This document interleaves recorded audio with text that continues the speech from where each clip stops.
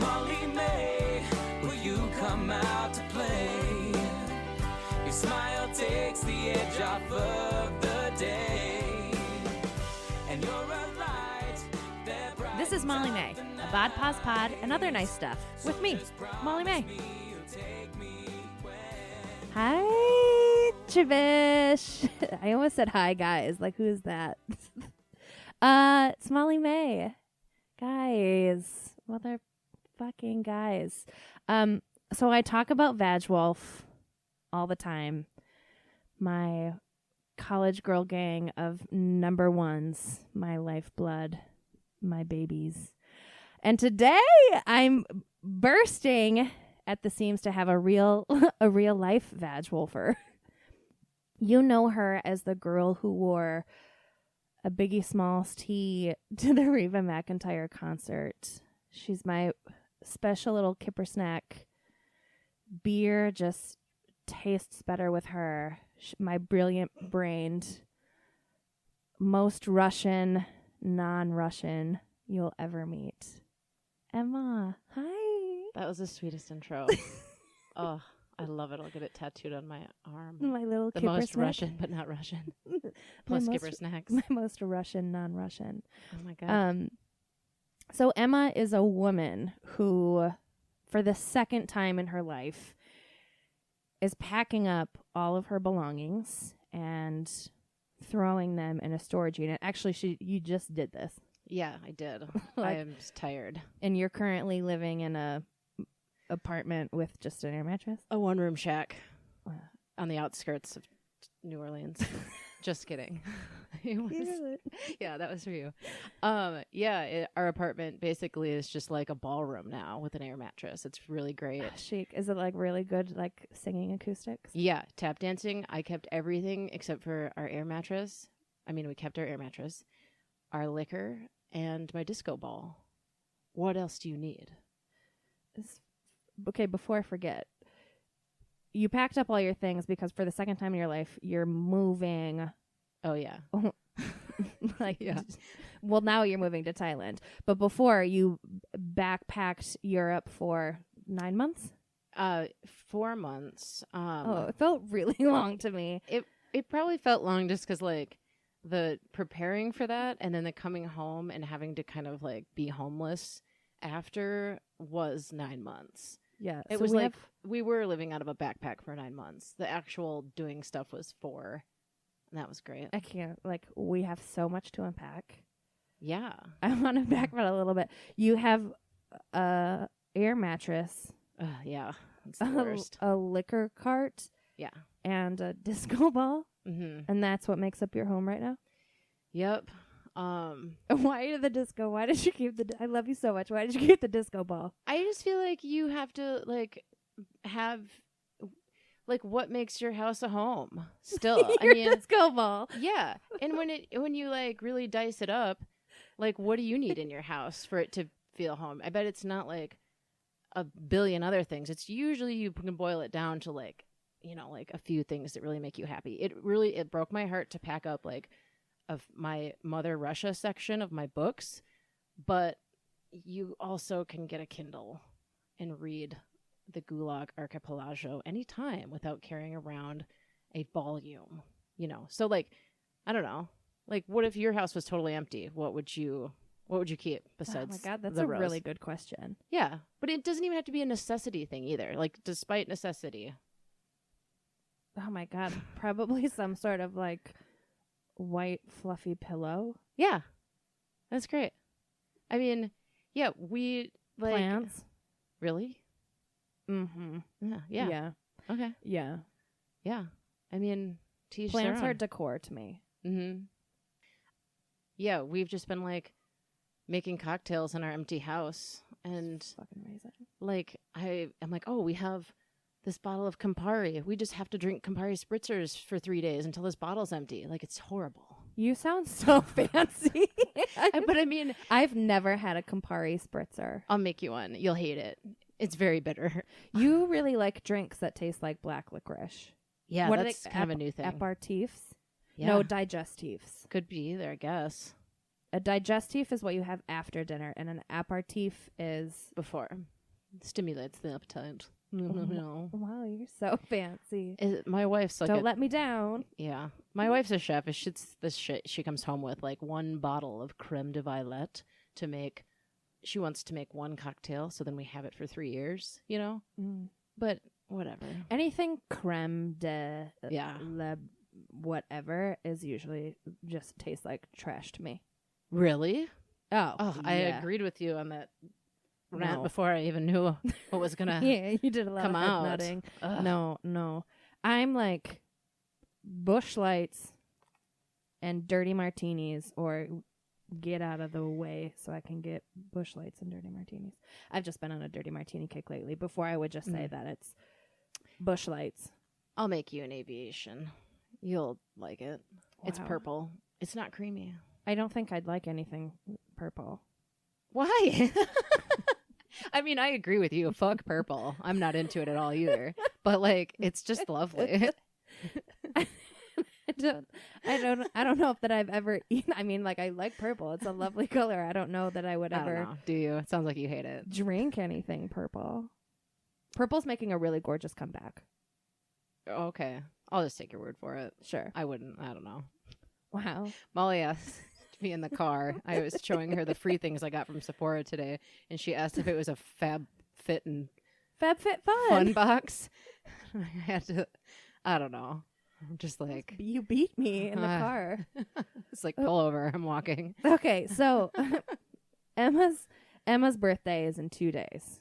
And it's no secret that when you go to Sephora, you get free shit on your birthday. Mhm.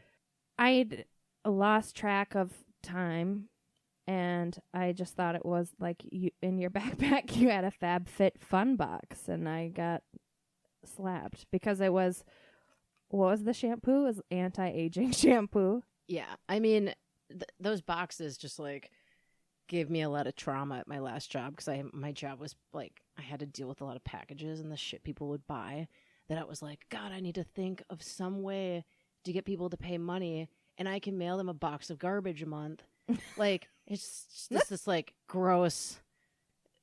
It's at the core of it, it's capitalism, but it's just garbage, and it's like it's so it's purposeless. Anywho, Yeah.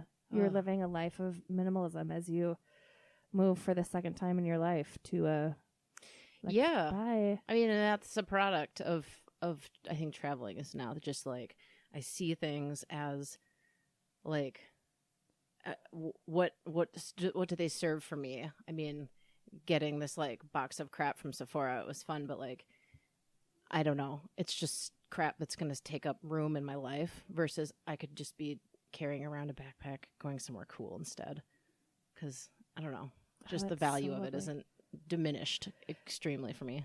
That's so lovely in a way that like I am an outsider looking into your life, and like, wow, that must be really great to just like have everything in a backpack. But for me, if that was me, it gives me such grave anxiety because I'm so fucking materialistic. I need 900 facial creams. Yeah. Yeah, that's reasonable. Before we dive into this, Mm-hmm. I want to know what's your song of the week. What's been getting you through this week as you are like mounting to leave in 2 weeks Oh yeah, to easy. Thailand. I'm so into it. Sinobose, Breathe. Oh, It's so good. We'll listen to it in the car ride home. okay. Can you tell me about it? No, because now I can't remember what it's even about. But I've been listening to it all day. But Just breathe. it's like that, only better. Is it Faith Hilly? Who's the artist? Sinobose, How do you spell that? SeinABOSEY. I lost She's track. glorious. I had you listen to her album a year or two ago, and you loved it. Did I? Yeah, she just has a new album now. Did I actually do it, or did I just say I did it? I feel like you did, but I don't. You could have just said you did. God, no. Sometimes. Oh God, I don't know. You're tricky. Am I? You're a quick one. I don't know. I bet I did. I take your music recommendations very seriously. Well, I brought it up on the VagWoolf MMS because I told Mern it should be her like theme, and it's about being where you should be in life, like where you want to be, not where you should be, I guess, and how much power there is behind that when you're doing the thing you're meant to do, and maybe what others are going to say about it or have a problem with, but like you're just everything, all of your energy is just like shooting out of your fingertips when you're, doing what you want to be doing. Yeah. And it's, I don't know, it makes my heart swell when I listen to it, because it just makes me really anxiously excited for like, I don't know, doing something I want to do. So is it like a manifestation jam? Yeah. I love it. I think so. And perfect for Mern. Yeah, I thought of it for her because she was talking about a big life change, and it's powerful. It's just like, do what you want to do, and when you do it, you will be there. So the way that you're talking about this song immediately is showing up in my head as fucking Mama Cass, make your own kind of music. Yeah, I thought you were going to say sweating. Like I immediately started sweating because I think I did. Anyways. Okay. Yeah. Oh, cute. My song of the week. So you and I like wanted to stay on theme of Emma. And you and I have a lot of history, especially in music. I don't know why that Google came out.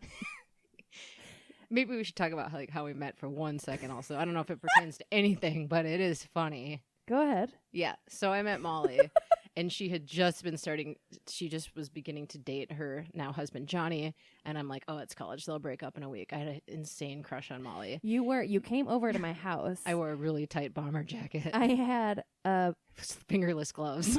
My basement. The basement was entirely my bedroom. And it was huge, and it was amazing. You were really into Across the Universe. Oh my God. That's all you listened to. Because Johnny looks like Jim Sturgis. And I was just falling in love with them, and it was like, oh, yeah. Okay. It's like when I wasn't with Johnny, I could watch Johnny. Yeah. It was very cute. And in comes this Emma girl, and you just like sat cross-legged on my floor. We were going to, it was like an AIDS benefit night. Maybe. And I had like my own separate apartment in this giant bedroom. Yeah. And somehow we were like all leaving. I say all. I think it was like me, you, and our buddy Lewis. We were going to Chicago on... And that was a different night. When you got in a fight because you couldn't sit by me? Yeah, Lewis was such an asshole. He wouldn't let me sit by you. So we're friends because Emma had a crush on me. Over Lewis. And he was like, no. I still won't forgive him for that. Oh, cute. But you scolded me because I was putting my red wine in the fridge as we were leaving. Oh, yeah. I mean, was it overly warm? No, it was just I'm just bad. kidding. It was just bad wine. So I was like, yeah, the only way I can drink this is God, I was probably just laying it on thick then. I was like, oh, no. But I mean, what woman wants to be corrected also? Did I think I was getting anywhere? I don't know. But you were perfectly cute and perfectly charming and perfectly lovely, and here we are. Yeah, exactly. 11 years later. Yeah. You got me. I love it. Fuck you, Lewis. Scoot over, Just Lewis. Kidding. I love Lewis. Anyways. So my song is I'm gonna add a new one to our repertoire of love and friendship. Yeah. And it's oh God, where is it? Because the name of the song I did not think was the name of the song, and I really had to do research on it today, and with all my coworkers, and they were like, "Please don't fucking play that song again." It's Orinoco Flow by Enya. Oh my God! Of course it is. Yeah. How were you pronouncing it? No, I thought that the song was called Sail Away. Oh, I think it is in parentheses, Sail Away. Oh, it's one of those tricky motherfuckers. Yeah, Twilight's agreeing. So, the song is all about sailing away, and the Enya just continues to be like, Orinoco, Tripoli, From the shores of Tripoli. to Galilee, Yeah, to Galilee to Tripoli. to all of these different areas surrounded by water that you can get to on a sailboat. Yeah, the end in Lee. Mm-hmm. So I thought that'd be nice for you to like send you away with Yeah, she was an also, Enya theme song. Yeah, we were listening to this song in the car, and you were really clapping to the song. I was like, I think that's how she would want this song to be enjoyed best. Just shaking the walls with a thunderous uproar. And like, who else can listen to Enya on repeat? Oh, my mom, probably. So she's connected. I mean, did you get it off the Pure Moods album? That was a good one. Spotify. Yeah. Cute. Yeah, that's a good song. I love it. Good. I want you to take it in your heart and in your brain and I'll only clap when I hear it from now on. to the Really loudly. Completely inappropriate. It's a clap for Enya during Enya. But I wish you all the non-travel anxieties during Enya. Let it be like your peaceful. Nothing's worse than a long flight. Yeah, I don't know. Should I get into that? No, I want to know what you can't take off this week. Gym shorts. Wait. Because I will get anxiety if you start talking about anxiety. Yeah, we don't need to like put Gym that shorts? energy here. Yeah. I mean, the obvious answer is Chacos, because I bought my first pair of Chacos. Fucking God. As a lesbian woman, I just bought my first pair of Chacos. I'm going to be 33. And like, I kind of can't believe it, but also they're so fucking comfortable. I want to gift them to the world. So we recently spent a weekend together with our spouses in Eau Claire, Wisconsin. And every 15 minutes. Sorry. I mean, granted, I witnessed you wear Chacos on the car ride, in the river, tubing in the river, to the bar, to dinner, to a tour of a fancy theater the next day. Like, she made Chacos work for, I mean, they are a utility sandal. But also every 15 minutes, you said, God damn. wow, I just love these Chacos. Look at these Chacos. I'm wearing them in this fucking space station. I'm wearing them on a tube in the river. They're wet. They're dry. Yeah. Doesn't matter. Yeah. I really wanted my answer to be gym shorts, but I guess that's not so. It's okay. You have a lot to say about Chacos. I can't wear Chacos because they do that funny thing where they loop around the big toe. And we all know. Oh, no, I mine have don't. alien toes. Yeah, no, I didn't buy the loop toe because I felt that. I fucking hate that. Yeah, you might as well put a turtleneck on me because I hate it. You don't wear turtlenecks? I try to. I want to. It's got to be really stretchy though. I fucking hate overly dressing. I hate like a bunch of shit all over me. Like, it weighs me down. Okay, but what if it's cold? Fuck it. I don't know. You don't wear turtlenecks? I want to, but I just don't like them. I've never known this. I don't like things around my neck too much. Wow. What is that? Is that like a... I wanted to make a gross joke, but I didn't. Wait, go ahead. I was just going to say something. My wife probably also wouldn't appreciate it, so I won't. Oh. Damn it. I'll save it for later. Write it down and tell me in the car, and then I'll say it on next week's ep. Yeah. By the way, Emma says that turtlenecks remind her of dicks. Should have said, yeah. Cute. Yeah. What's yours thing you can't take off? It's a jumpsuit that reminds me of you. Oh. And it's like a mullet jumpsuit because it's like very serious and cool and cash and comf in the front, but then it's a backless and like I turn around and it's like backwards mullet. Oh, that's backless. It's like a Can you wear a bra? No. Mm-mm. Yeah. I wore it to that bar in Eau Claire, and I love not wearing bras. Yeah. A. And B, it's like a really nice, loosely fitted, like I can do fucking anything in it. So like when I wear it to work, like I'll wear it with a cami. So I'm not. You wear a white camisole? Ew. With like Or a the lacy shelf bra. top. Yeah. I don't know. God, why was that ever invented? I don't know. But I wear a black cami so I can wear it to work. Okay. And then it's like What's it made out of? Does it It's smell like- weird if it's in the washer too long? it's like my Chacos because I can wear it for anything. I mean, anything smells if you leave it in the washer too long. I guess that's true. That's part of where my fear of You stinkiness just comes started from. trembling. You've been talking about it. God, if you leave something in the washer and then you dry it, or like someone throws your load in the dryer for you, like whatever, it's fine when it's dry, but it doesn't start reeking of mildew until you start sweating. And then all of a sudden, everyone in the room is like, Molly, your dress reeks. And I'm like, I can't. You got that crazy look of like fear in your eye for a second. I'm so afraid of smelling bad. Yeah. It's a reasonable fear. I mean, like, we will drive past a hog farm and someone in the car will go, oh my God, that reeks on me. They go, oh, is it me?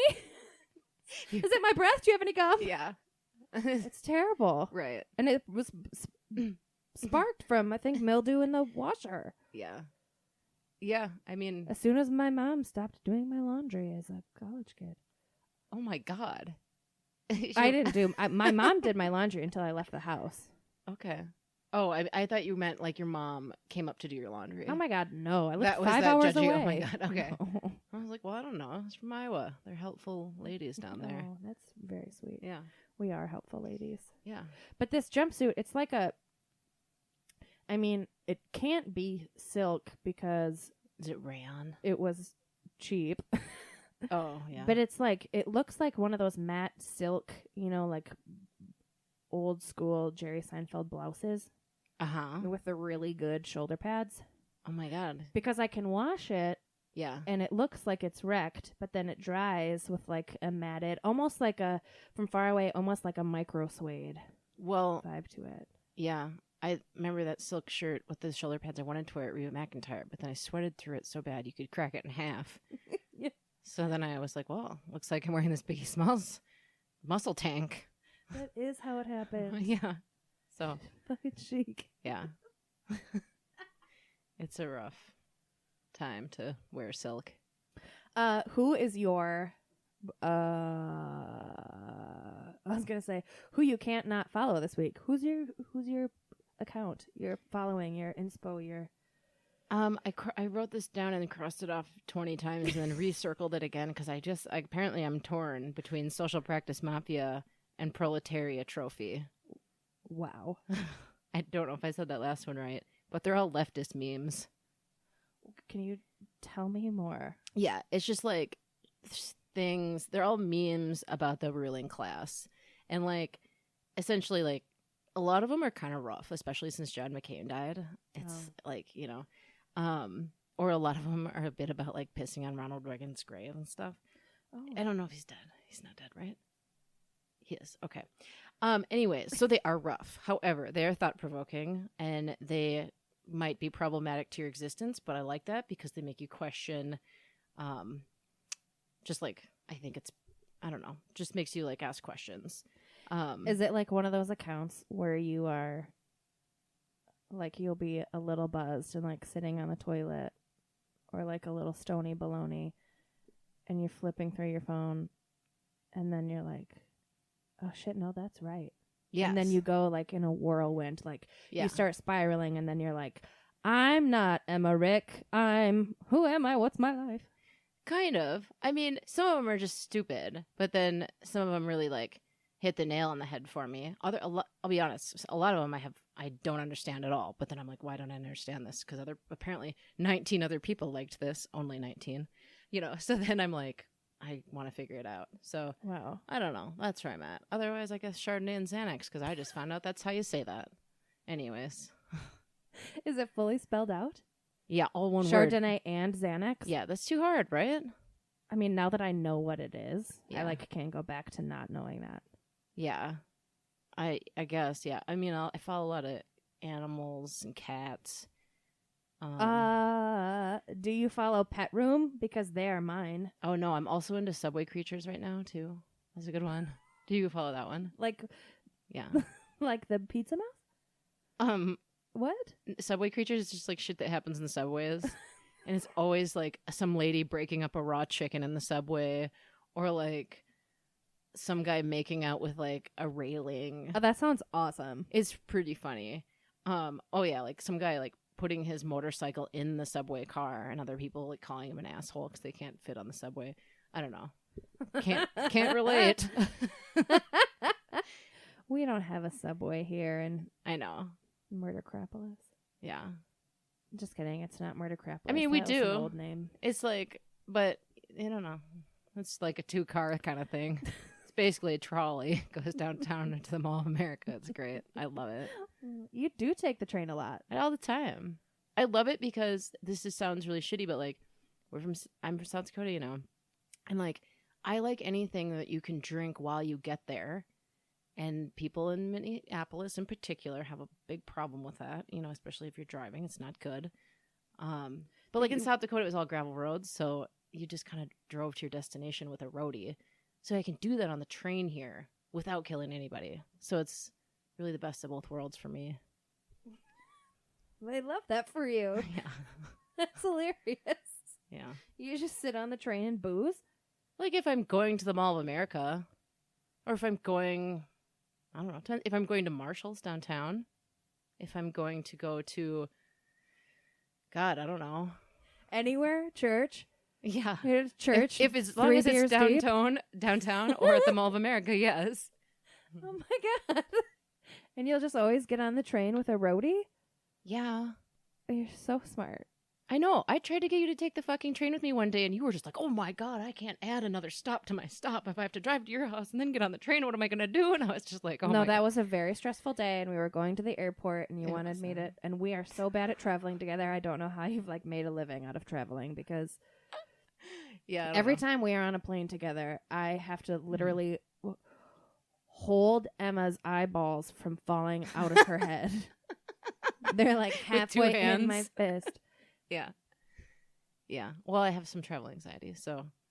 I mean, we all do a little. It's probably just brought on from years of drinking on the metro. Yeah, whatever. Or you need more booze when you travel. I know. Yeah, maybe. I think there's a limit, though. You get to a point where it's like your anxiety kind of is perpetuated by booze. So, That's weed for me. Tricky threshold. Yeah. I have like the opposite effect with like panic attack anxiety that they say that THC gives you.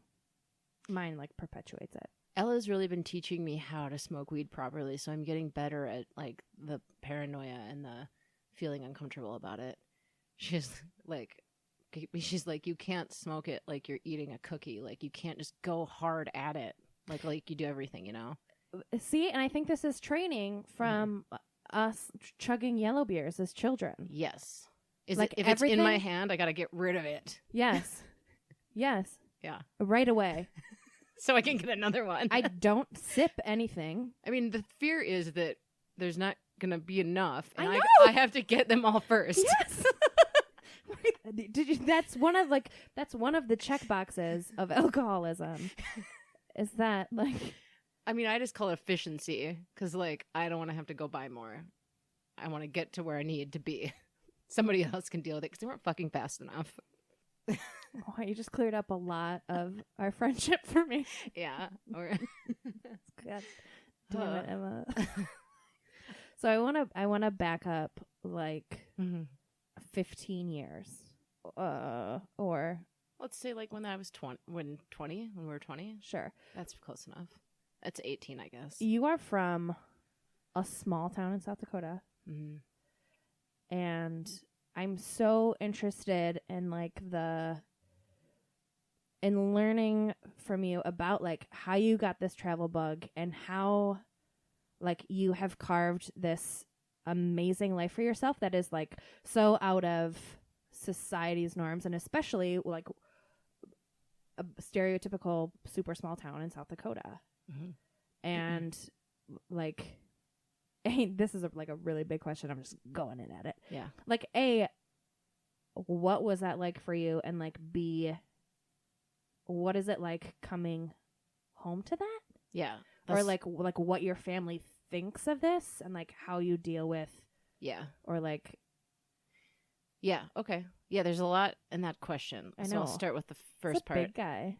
Yeah. So I was kind of thinking about like okay, I guess to rewind a little bit, like I've always struggled with finding what it is in my life. Like, I hate to say that fucking word passion because it's always associated with your job. And I think that is such a burden and it's fucking oppressive, frankly. I've always struggled with finding that. So I read this article a long time ago that it was like how to find your passion when you can't find it. And it was like, what made you happy as a child? Go back to like just the basic things that you were good at as a kid and what made you happy. And I had this folder in the 3rd grade and it was like hot pink and blue and gold and had all these like women on it that kind of looked like Carmen Sandiego. And they had these like cool like word bubbles coming out of their mouth and they had like suitcases. And there were these little like vignettes of places around the world. And all the word bubbles said like far off places, where to next? And then it would have like the Eiffel Tower in the background. And I remember staring at this stupid fucking folder, like, and like imagining what that looked like, each of these vignettes, because I had never been there and I couldn't even imagine it. It was so far beyond my realm. And I just would think of like the craziest places in the world. And I would just try to construct what they would look like in my head. And I think that was like my first memory of thinking like, I want to go to the farthest place in the world. I want to just see all these places. And like, I would watch things that were usually like of, you know, a place or a culture that I couldn't remotely understand. And I just thought it was like the most interesting thing to me. I wanted to know everything about it. And like, which brought me to taking a lot of anthropology classes in college. I didn't know what to do with that degree or like those classes, but I killed it. I was so into it. Like reading about, like taking ayahuasca in Peru and like, I don't know, all of these like anthropologists, Margaret Mead and all these people that would go places and just like be totally uncomfortable. I don't know, for some reason that sounded so, I can't articulate why that sounds so fascinating to me, because like a lot of the time it is kind of uncomfortable to be somewhere like that you don't know the dining habits, you don't know like what etiquette is, and you also don't want to offend people. You know, right. You kind of want to fit in a little bit, but you also just don't. So I don't know. I knew like in college that I wanted to like go somewhere far away. Before college I even did, but I wanted to go to UC Berkeley. But clearly I wasn't smart enough, A, driven enough, B, didn't have like a pathway to a job, so like that would make sense for me to go to a school like that. And my parents were just like, no, you're going to go. First of all, my mom wanted me to go to Vermilion, which is 4 hours away from my hometown. And as soon as I finally like agreed to do that, she was like, you should go to Aberdeen instead, which is an hour away from my hometown. And I was like, absolutely not. Well, anyways, in school, I ended up doing a study abroad in the south of France for 6 weeks. And I was totally by myself. This was before smartphones. It was so scary.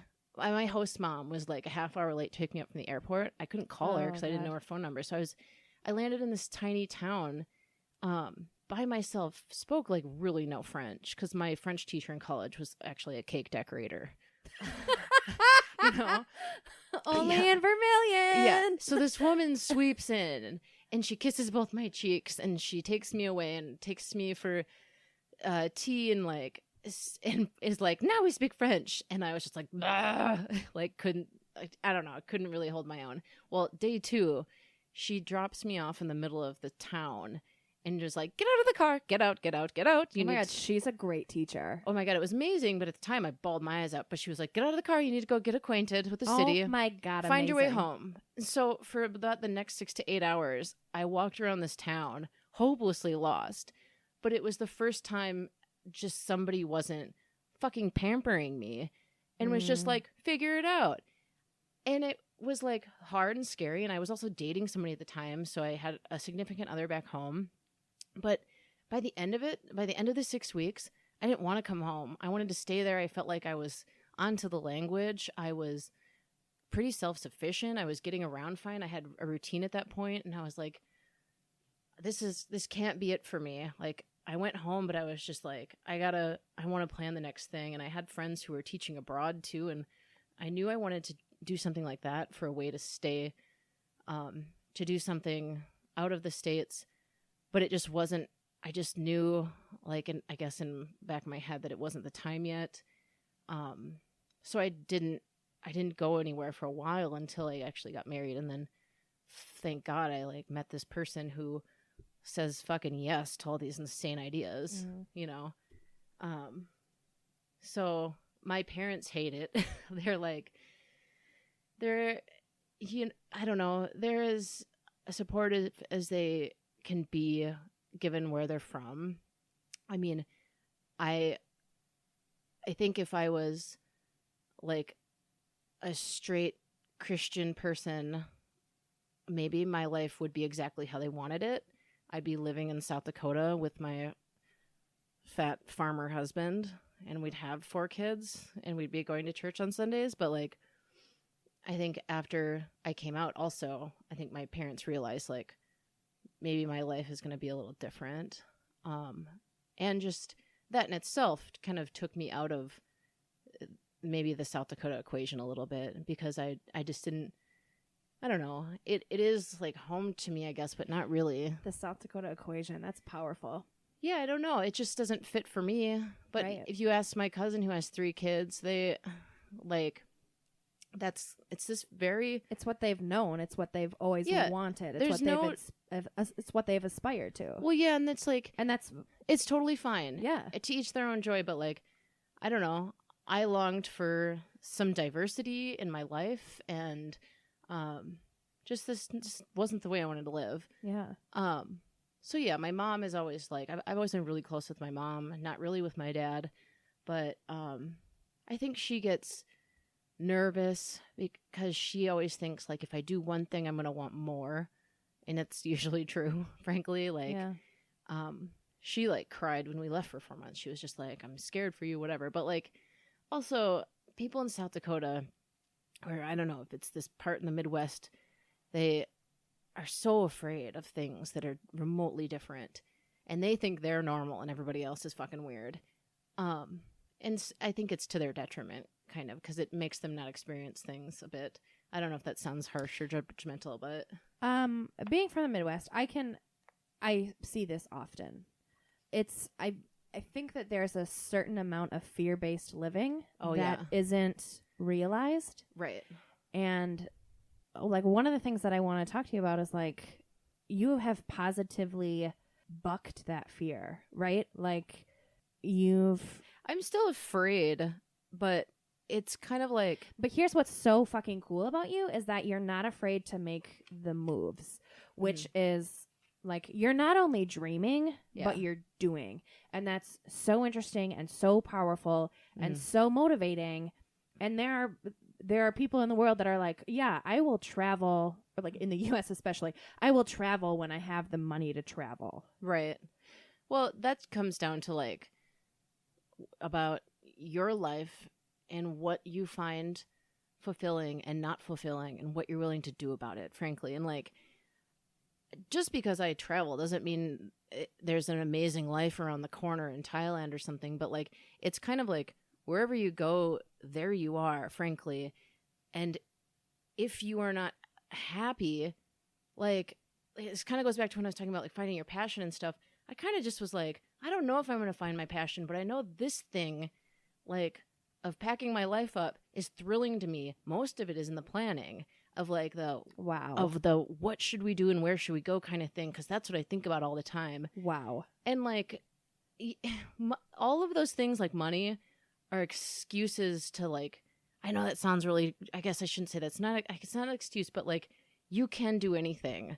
Money, I know people like, you don't need it to travel. I don't fucking have it. I just like worked for years and tried to save as much as I could. Right. Nobody's handing me any money. I don't have a fucking trust fund. So I want to talk about your story a little bit, because you are a highly educated woman. You have your master's degree in health administration. Yeah. Correct? That's the degree. Yeah. And you worked as a Yeah. Yeah. high power exec for I don't know if you want to say high power, high but power. like reasonable authority. You wore pencil skirts and tights every day. Trousers.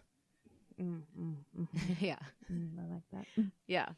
I think, And then you were just like, yeah. no, this is not for me. This is not the life I want to live. Right. I'm like, bye. Yeah. I don't know. That was actually a really good catalyst for a lot because I specifically worked in long-term care, aka nursing homes. And so I got this master's degree when I was going through a breakup and was like, I don't know what to do with myself. I don't know what to do with myself. I kind of just thought things would fall into pieces after college without me having to do any work or planning. And that didn't happen. So then, That's also like, yeah, whatever. You're in your 20s. 23. Yeah, exactly. So anyways, I went through a breakup with this person who I kind of thought we would be together for a long time. And just kind of my world was flipped upside down. So I was like, I guess I'll just go get a master's degree and like essentially party for 2 more years in college because that was fun, right? And Oh my God, that was your vodka waters face. Yeah. Yeah. And you moved back into the dorms. Oh, it was so fun. It's all coming back to me. Yeah. It was a good time. I don't regret it. I do kind of regret having to like now pay a bunch of more student loans for that fucking master's degree, but whatever. Honestly, I guess I wouldn't be doing what I'm doing without it. So I got my master's degree in healthcare because my mom was always like, I can help you get a job because she worked in healthcare for so long. And she was always like, you'll always get paid. Like it's a career field that people are always going to need, blah, blah, blah. Yeah. Kind of, I don't want to talk to me into it because I have free will and that's a very practical thing to say. Like, and I was so fucking lost. So I did it. And then afterwards, I moved in with you and then got this job opportunity in northern Minnesota, 4 hours away. And I worked up there for 11 months. And then I was like, I gotta get the fuck out of here. Like, nobody has any other goddamn teeth. Like, it just was rough. It was rough. But it was like, put me through the school of hard knocks. I did that for a year. it was the town where Judy Garland grew up. Yes. Frances Gum at the time. Frances Gum. Who I thought it was like the coolest move of your life because Judy Garland, Yeah. when I was growing up, was on par with Reba McEntire. I mean, I will say that I had a condo there with a fireplace, a loft, an on-site lake, golf course, tennis field, whatever. It was $500 a month. Yeah. In like the woods. It was beautiful. It was. Whatever. I saw a buck. Yeah. You never see a buck. But like, I don't know. I saw myself getting comfortable there and staying and just like, I mean, I don't think I would have ever found somebody I would have wanted to spend my life with because I think I was also the fucking only homosexual up north. So anyways, came back home. I guess my point is I worked in long-term care for almost maybe like 4 or 5 years. And towards the end of it, I was just like getting these tension headaches every other day on the left side of my head. I did not know this physically ailed you. Yeah, I went to the eye doctor because I thought something was wrong with my eyes. Oh my God. Like, they were just like, no, you're just having like tension headaches. And it was just from stress. I got this like gray patch on my forehead. And on your skin? In your hair? Gray hair, yeah. Like a patch. Like a bunch. Yeah. Chic. I know. Like a cool Cruella de Vil thing? Yeah. It was like, I've never seen that. You don't have that now. no, it went away. That's bonkers. Yeah. Anyways, I was just like You surrounded. got rid of your gray hair by ditching your job. Yeah. Well, anyways, I was commuting 2 hours a day. I was surrounded by death every single day. I was running like an assisted living, and it was for people with Alzheimer's, and it just really took a toll on, like, really not took a toll. It made me really put into perspective, like, how fucking short life is. And like, I am not a highly religious person, but I don't know for a fact that like life exists beyond this one. So like, if all I have is this one, I'm not fucking around in northern Minnesota with people I don't like, not being who I want to be, and like being fucking happy. I'm not going to do it because I I could fucking wake up dead tomorrow. You know, you have to. Yeah. I mean, God, I'm actively crying. That's really gorgeous. I just think it's important, and people damn. act like you have all this time and you don't, and like I especially think young people really take it for granted. And it just turned around for me when I saw these fucking old people who are just every day we'd get them up, change their brief, put them on the couch, feed them, go to bed every day for years, and it was sad and just. Yeah. I don't know. I was just like, I don't want to do this anymore. Frankly, like the money was great. But it wasn't necessary. Did it change any of my happiness to like not have that kind of money anymore? Minimally. Really? It changed the fact that like I don't go to Madewell anymore. But like I am fine. Which also, I mean, like helped skew you to this like anti-capitalist way of living now. Yeah. Like you hate things and you hate garbage. Yeah, I do. And you love clean. I do. And I don't know. Sometimes it made you a good traveler because you don't like this shit because... Well, it just... Yeah, when I think about all the money I wasted on shit that I needed to buy a $200 fake fur coat from Madewell, stuff like that, and then... I'm sorry, I'm not with you yet. My face okay. is like... She really sent me there as an energy here. I don't have a tissue. Looking at me with those big doe eyes and talking to me about her happiness, and I'm just like a proud friend that's like, God, she's so gorgeous. I mean, also, I think some of that changed too when I met Ella, because I met the woman who I'm married to and in love with, and I'm in love with her. Yeah, I just like didn't need anymore. I remember Johnny, your husband, once told me, I asked him what it was like being married. Talk about Johnny, I'm gonna cry again. Well, I remember he said, my world shrunk to like what was essential. And I thought, I didn't at the time probably get it, but then I got it. I get it now. And it's just... When he married me? Yeah. It was really sweet. My husband said that to you? Yeah. It was just like everything kind of tunnel visions into this focus of, you know, what you need and what's good. God damn it, he's so good. I know, he's so good. Yeah. So, I don't know. While we're on the topic of Ella, I've talked about like manifesting and like manifesting your happiness, right? And choosing your happiness and finding it and like cultivating joy in your life.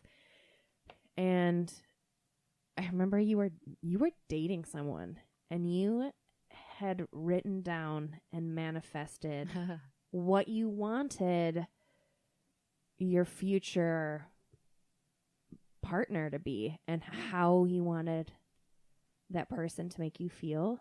Mm-hmm.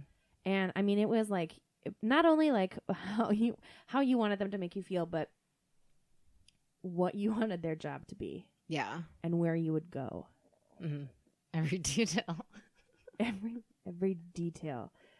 And it is Ella. Yeah, except for the yoga part, but I think she'll get into it someday. What was it? You wanted a chef? Yeah, I said she was my chef. You wanted a vacation in this south of France? I don't remember. Maybe.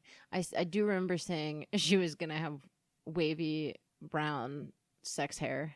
That is Ella. Yeah. I think I said probably things about travel. I don't know. But yeah, I did say she was going to be really into yoga. But like I said, there's still time. I mean, she looks like she's really into yoga. Like, she has this gorgeous... She's like 5'10", sinewy body. She's more of a kettlebeller. But then she'll complain about her aching back afterwards. But then she's also like a real deal butcher. Yeah. Like the first photo I ever saw of Ella, she had a slain goat over her shoulders. And I was like, oh. I know. She's so hot. Oh. She is so hot. And it's interesting that she and Johnny, like VagWoolf, I'm so obsessed with like what we're doing with our spouses, how we're really lifting our friend group up. Well, and how we're all kind of married to each other's spouses. Dr. Cleary, yeah. Like Molly says that Corbin and I are like the same fucking person with our interests, and Ella and Johnny are so similar. Yeah. I mean, they're, yeah, it's clearly like we must be drawn to a specific type of fucking person, you know? I don't know. Yeah, Corbin will send me, like all his favorite, like Russian thing of the moment. I And love it. I'm so into it. He sent me like a Trotsky video the other day. So I want to know, like, as you're traveling, and so like your first 4 months stay, you were backpacking, Yeah. and now you're like properly moving to Thailand. I mean, and I say properly because you're like going there, you're gonna have a job, and I have so many questions around like how, it might sound so stupid, but how can you still do your responsibilities like here,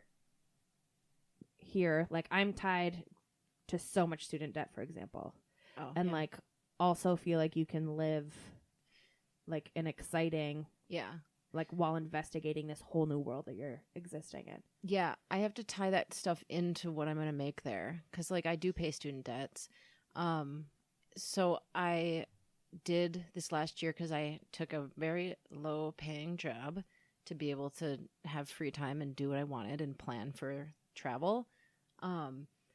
I did an income-based loan. What the hell do you call it? IBR repayment. Yeah. Income-based repayment. And it's reasonably there, low. It done still that. sucks kind of. But honestly, like I want to keep paying it. When we traveled for 4 months, I deferred my loans for like a year. And you can do that. Like if you're in good standing, you can defer your loans for however long.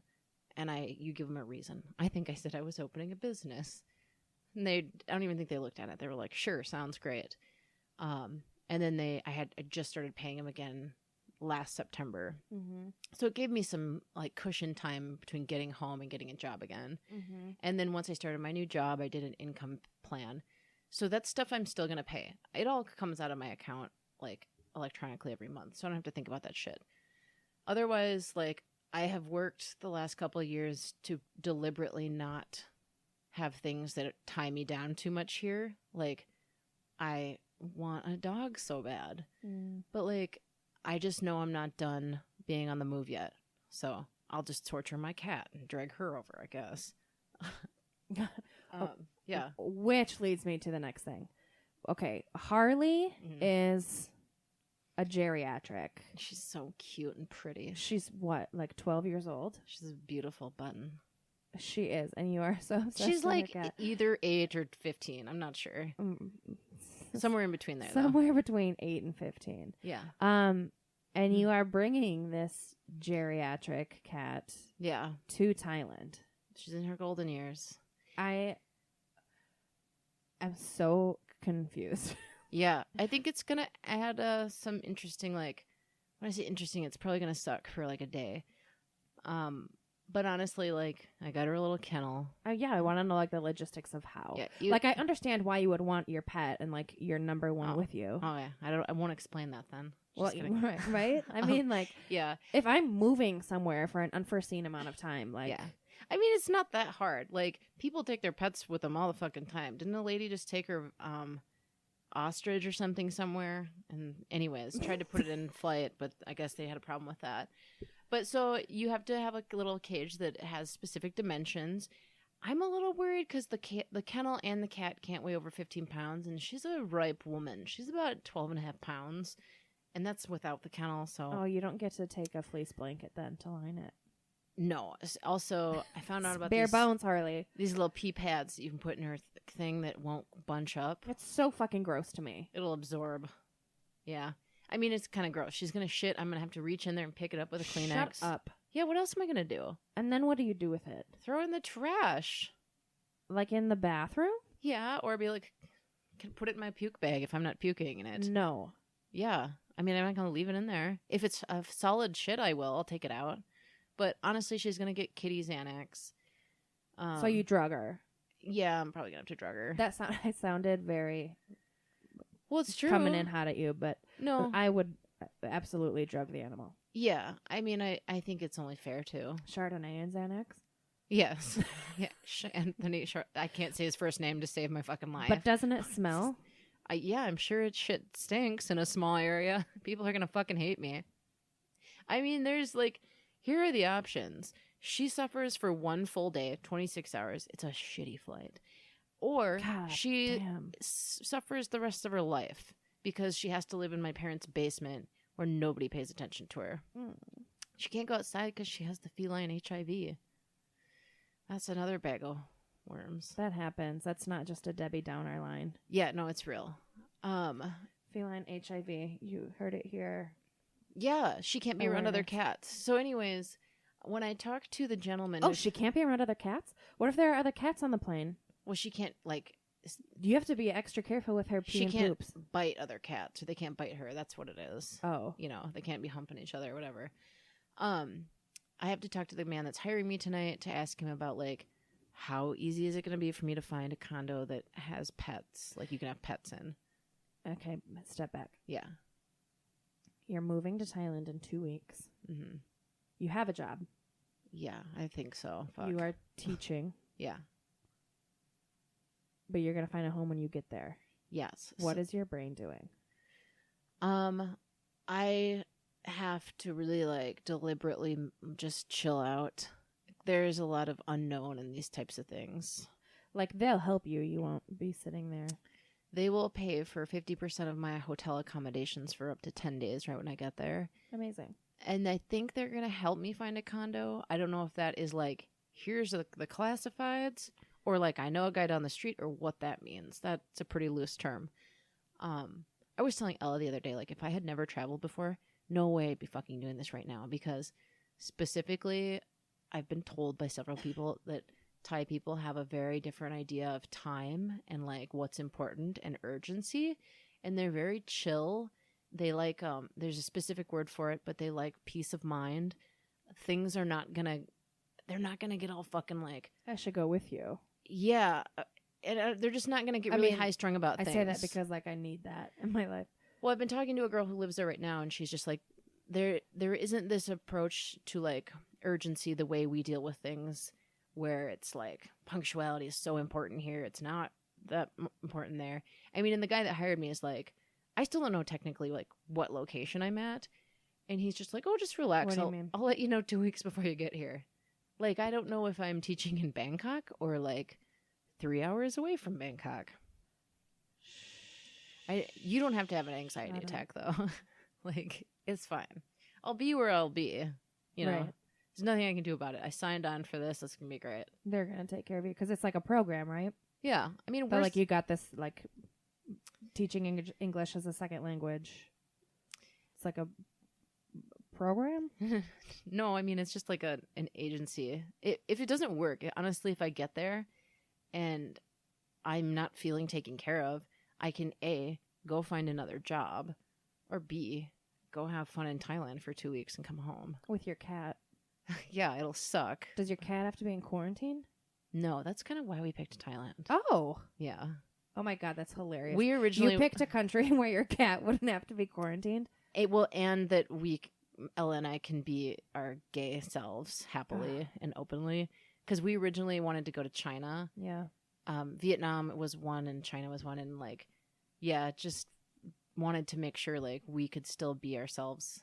Because I'm doing this at least for a year. Yeah. I cannot hold hands with my wife for a few months traveling here and there to different countries. And, you know, but, like, if I'm living somewhere, I gotta be fucking who I am, you know? God damn it, that's so fucked up.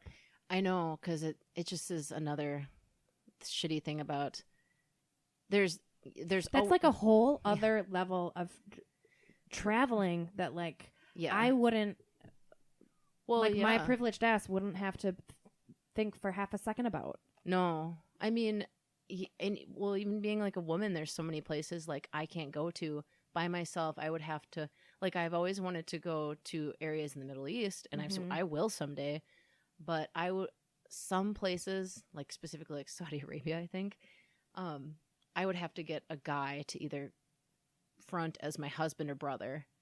I'm pretty sure. I don't want to like make this blatant statement about something and not be right. Right. If I'm misinformed, I'm sorry. But I'm pretty sure. Yeah, and I mean, we can't go to Malaysia because they do not like the Maos in Malaysia, I'm told, from a Malaysian person and other people. So, Yeah, it's something that you have to think about as a gay person where you can go safely. God, thank you so much for being careful and doing your due diligence. Yeah, man, I don't want to like be uncomfortable for a year. Damn it. Like, I don't know. So like what have you used, or like what research or like what tools have been your favorite as you've been like preparing for all these major life changes? Like physical tools or like online tools? Either. Like what's been the most helpful as you've been traveling? Or like picking up like it, I mean, the answer could be a storage unit. It could be U-Haul. It could be God gave us the internet and that's cool. The $60 storage units in Eau Claire. Like so cheap. Basically that's rent. $60 a month. There's this blogger I follow. His name is Nomadic Matt. I'm really into. However, he gets the privilege of being a straight white male, so he gets to go everywhere and not have to worry about shit. Like being a woman traveling like can be kind of scary, especially alone. A lot of places I wouldn't go, but I don't know. Anyways, I read a lot of his stuff, especially because he's kind of honest about like what's super overrated, what's cool, what he's found along the way. I got LASIK before I went abroad for 4 months. That is so scary. No, don't even go there with it because I'll get anxiety. It's fine. It is like a chunk of money. It hurt me physically to spend. Yeah. But at the time I was still working at a corporate job and I could afford it. And I was going to do it the year before, but I spent it on a fitness program that lasted 8 weeks, which was fucking stupid. So then the year after, I was like, well, this year I'm going to spend that money I should have spent on getting LASIK and not having to worry about, I wear daily contacts every day. I don't really love glasses because they immediately make me feel hungover. That would be such a travel burden. Yeah, I would have had to carry around a shoebox of contacts. God damn. Or just wear glasses, honestly, because I remember you being like, can't you just wear glasses? And I was like, I could, but I just, like, I wouldn't be my best self. Yeah. I don't know. I mean, I don't get it, but I understand. Yeah, I just associated with my glasses with being sick and staying home from work or being really hungover. It's like dressing for a mood. Like yeah. I always say you can't be any sort of efficient when you're wearing sweatpants. Right. So I did that, and I still to this day I'm like, I would spend that money tenfold. That was a great fucking choice. And you haven't had any LASIK complications? No, not at all. Oh my God. I have a friend. Oh fuck! Please don't tell me. I won't. I already have enough fear that something is going to go bad in like a few years. It would have already. Okay, good. Hers is like, so they like cut a flap at LASIK, right? Where'd she get it done at? Can you say? No. Okay, you can write it down. So LASIK is where they like take your eyeball, slice it open, peel some flaps up. Tell me all about it.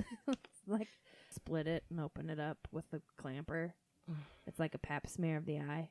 It's not. I don't know anything about this. I'm making this all up. Yeah, it was like you've never had. But I know that there are. Happened to you. I know that there are. The pap smear of the eye. Shut up.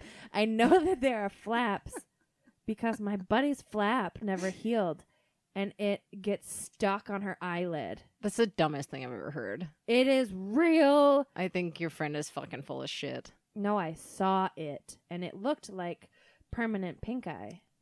So what is she doing about it? She had to go get it anti-vaginated. I don't know. She had to get the reverse pap smear of her eye. I don't know what she did. They shaved it off. Your friend probably got LASIK in Mobridge. I don't know. I guess that didn't happen to me. That sucks. But I know. What other tools do you use that are like you 100% need to travel that help your life out? Oh my God. Are you ready for my King Kong answer? It's going to go on for days. Oh, the Diva Cup. I know Duh. what it is. The fucking Diva Cup. DIVA. The Diva Cup. I'm so scared. Can you answer every single question I've ever had about it ever? First of all, I want to say I'm really happy you don't have insane fingernails. I think I'm ready for the Diva Cup. Now is the fucking time. Oh, it's the time. I had a funeral for my long manicure. Did you? And I feel like... Good for you. Yeah, I mean, my nails aren't even painted right now. I don't know who I am. It's not... Yeah. You are you. You are not your nails. I peeled. Yeah. Love you so much. Yeah. I peeled them off at a funeral, and I haven't cared to get them back. What did you do with them at the funeral? Did you put them in somewhere? Or are they still on the church floor? Probably still on the church floor. It's like Those have definitely fucked up someone's vacuum. Anyways, I'm so sorry. gross. That's okay. Yeah. Can you I know the Diva Cup from seeing it on like a high V shelf, which is the weirdest place to see a Diva Cup for the first time.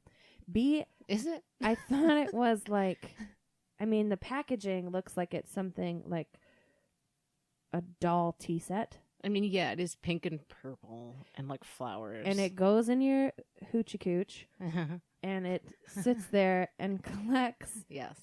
your menstruations. Yes. Yes, exactly. You're shuddering, but I think maybe I'm shuddering out of. What is the problem? Are you afraid of your body and what it does? No. I'm The blood? I am afraid that if I would put one in me, I don't know how to do it, I guess. I have a lot of questions. Yeah. I'm afraid that it would tilt and spill and it'd be like Shark Attack fucking over in my office chair. I mean, your vagina is not a ballroom. It is a tight little sleeping bag. You know? So when you put that thing in, you fold it in there, and it pops open, it's like, what can I compare it to? I don't know. It's like holding the pen under your armpit. It's like being That's clenched. like a tampon. Yeah. Well, how does a tampon not fall out of you? It just stays fucking in I there. hate tampons. I just would rather not. Oh, so just like, well, before I had never used it before we traveled, but I was thinking about it one day and was like, I don't want to have to try to figure out what, where, and how to buy tampons in Bulgaria, in Turkey, in all these fucking countries that I don't speak the language, or just like I don't want to have to worry about it because I never know when I'm having my period, frankly. I'm not one of those women. Same.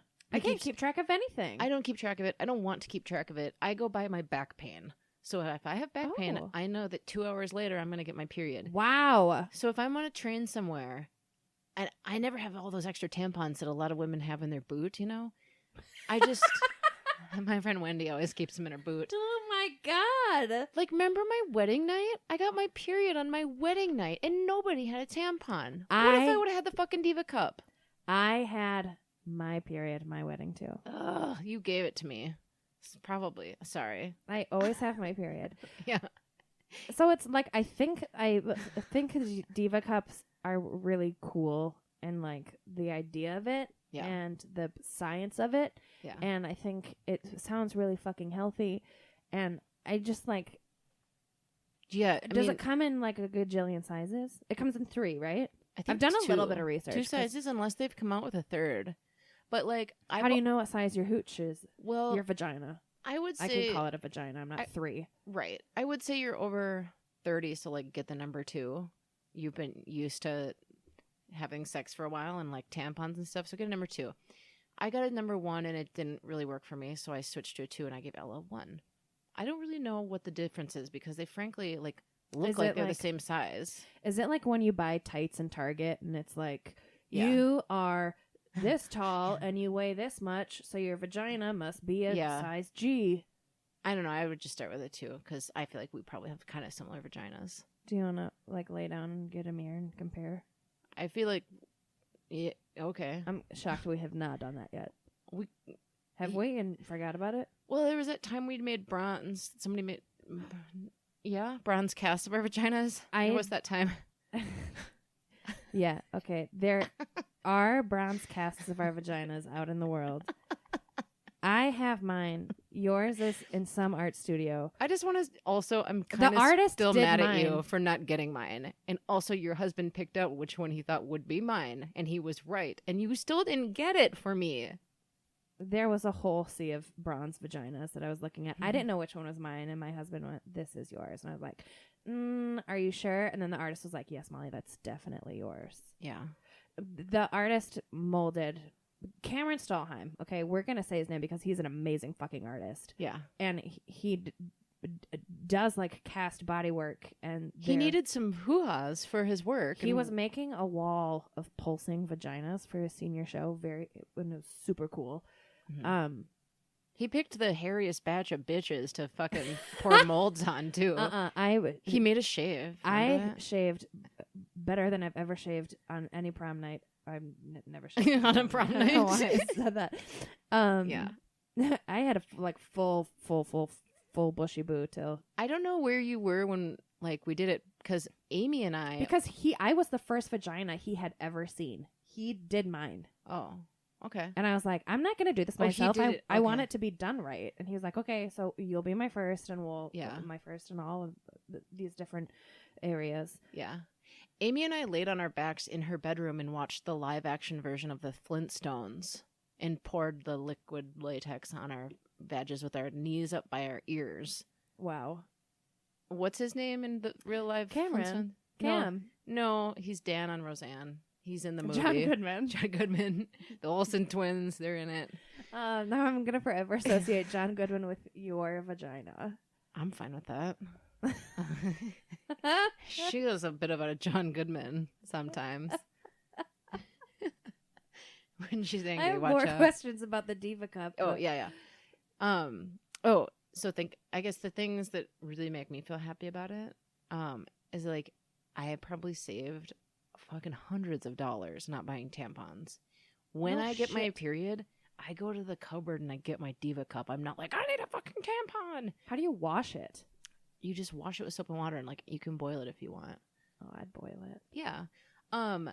You are not filling our sewage / earth with a zillion tampons. You're not putting things in your vagina that are going to absorb into your body and give you toxic shock syndrome. You can't get toxic shock syndrome from a Diva Cup. How long can you leave it in?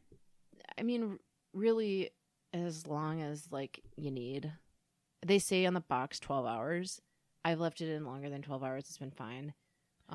Does it leak? Like, does it tilt? Do you wear like extra protection? If I'm like really having a heavy flow, I'll maybe just like wear a panty liner under it. But not really. I mean, sometimes when you put it in, you just have some residual blood from just putting it in, and it might just like use a panty liner. But like otherwise, not really, no. Panty liners are so dumb, and they're made for people that are size 2 and lower. I need like a diaper panty liner. Sometimes I will wake up from my period and like I will have blood spots on like the top of my butt crack, and I don't. It just travels all the way up there. Well, yeah, there's like a lot of areas that things can seep and go and crawl out of. I don't know, but I don't wear I those. never have it under control ever. So maybe the Diva Cup would be a perfect situation because it could just. Yeah. It's a chalice of It is chalice. And honestly, like, holiness. can I tell you, this is levels up a second. I mean, Ele- we just talked about Yeah. our bronze vaginas. I know. Thank God somebody did talk about it and make a cast of our bronze vagina. I just feel like we owe it to our vaginas. Anyways, Ella keeps I hope she doesn't mind I'm saying this. I don't think she will. She keeps a watering can next to our toilet that's filled with water, and she'll like empty her Diva Cup into the water and feed plants with it.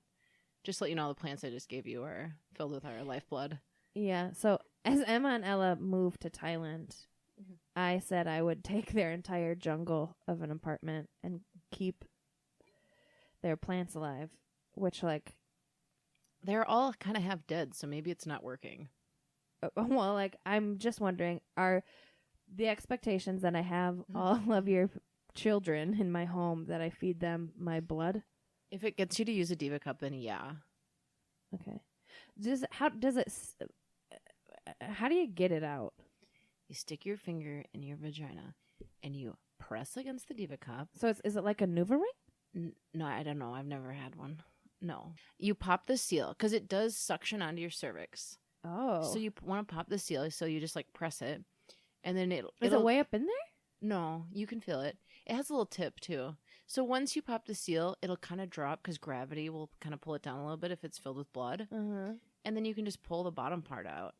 it takes some practice. I'll be honest. It took me 3 months of, I kind of struggled with it for the first couple months. Ella didn't have such a problem with it, but She's so elegant. I know. and things like that. It takes, I thought for Grace me, under pressure. it took some like getting to know my body.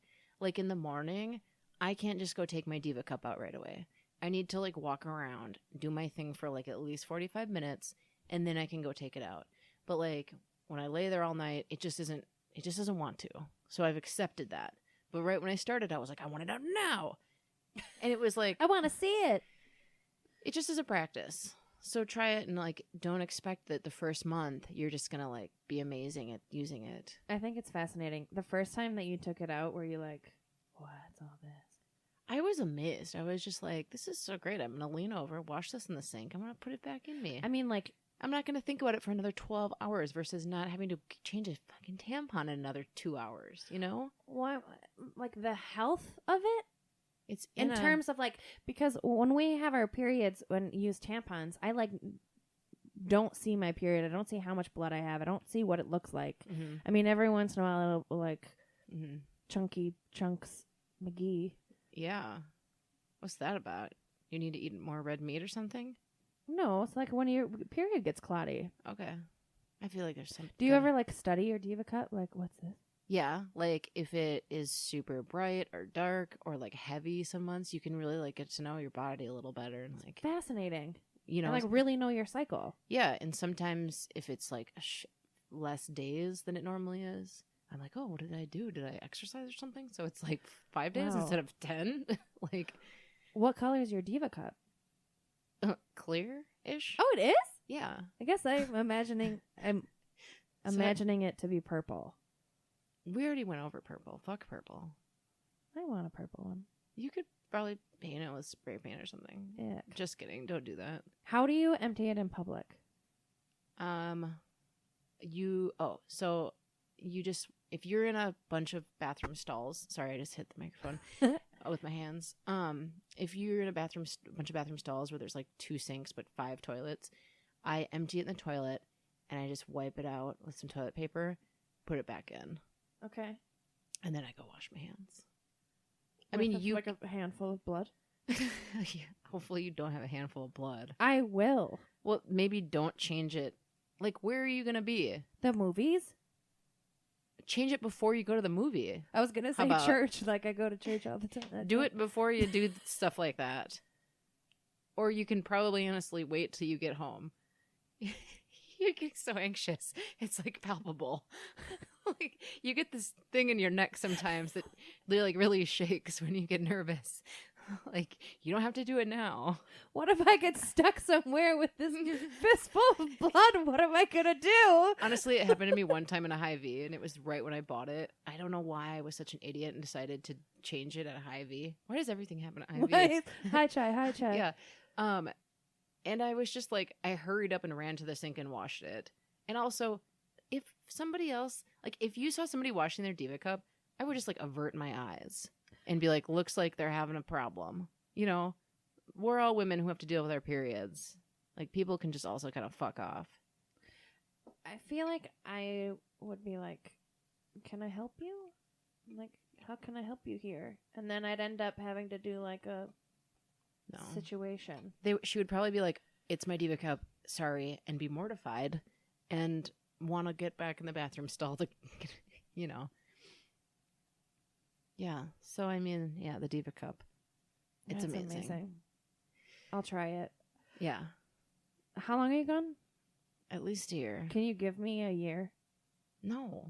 Give me a year, and then when you come home, I can show you my Diva Cup sitting on my shelf and say, this is What I've been doing all year. this is Arlene, and this is the new hobby I've mastered Yeah.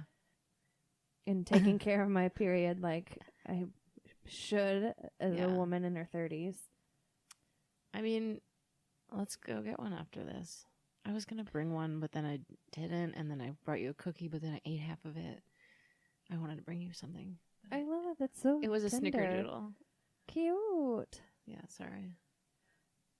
It was just so Do they have snickerdoodles in Thailand? I don't know. What are you gonna miss? What are you gonna miss most about America? Mexican food. Tex-Mex? Like, seriously, I don't know if there's Mexican restaurants in Thailand, but there wasn't a fucking one like any other place I've been. They had, like, Spanish food, but that's not the same country. Different. Mm-hmm. I don't even know why I associated them, because they both speak Spanish, I guess. I don't know. Peanut butter, I have a fear of missing, but I know I won't miss it. Wow. Yeah. Do you eat a lot of peanut butter? No, but what if you couldn't eat it anymore? I would be fine. I forgot about peanut butter until you brought it up right now. Oh, it's so good. Give it a spin. Peanut butter's for dogs. Taking pills. Yeah. What? That sounds weird. How do you combat homesickness if you don't have peanut butter? What's goobers? Not goobers. Oh, goobers. Golly, what's the jar? Goober. It's goober. Goober. Yeah. Will forever remind me of you. It's goober is the jar that has jelly stripes of jelly and peanut butter in it, and it's beyond fucking nasty. It's so good. You're nuts. And Emma brought it once to USD D-Days, which is our homecoming in Vermilion, and we went, and it was like all you ate the entire weekend. And it was when you lived up north in Minnesota, and you're like, God damn it, I'm gonna fucking party, and I'm gonna get my kicks while I can here in Vermilion. And I remember getting a text from you 6 months later, and you're like, well, the goober's gone. That means D-Days is over. You've just been like reliving. I bought it, and I was really excited about it, and I was like, I'm bringing a present. And you were like, you specifically were like, are they a pair of dangly anthropology earrings?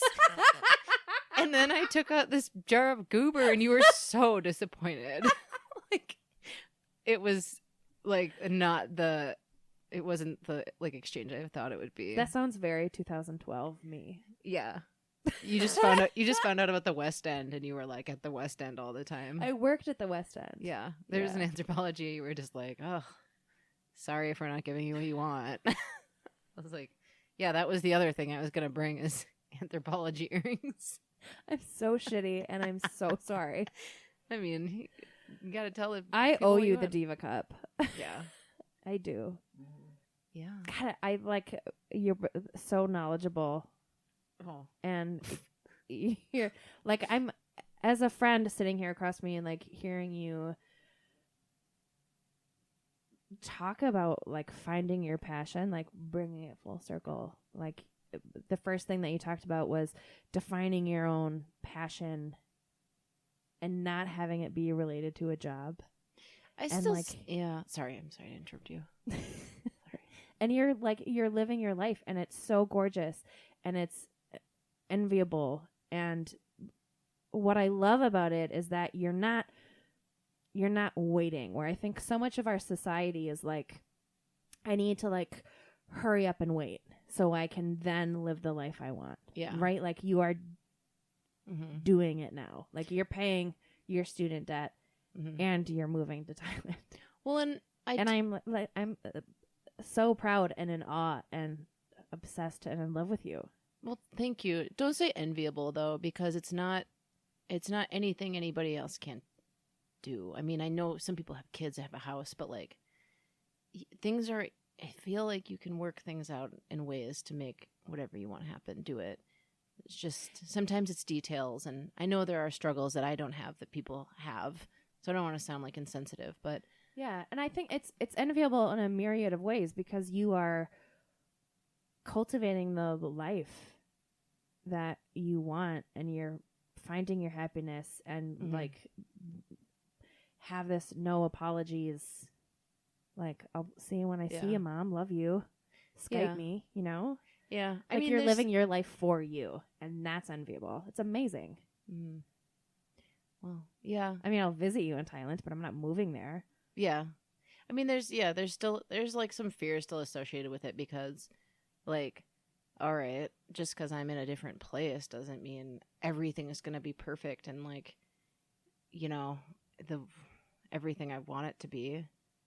So I don't know. It's like a journey, and I've like, and you know this, like I've really struggled with how a job identifies you, and like people don't ask you like What you like to do, but what do you do? yeah, Yeah, and it can be really crushing.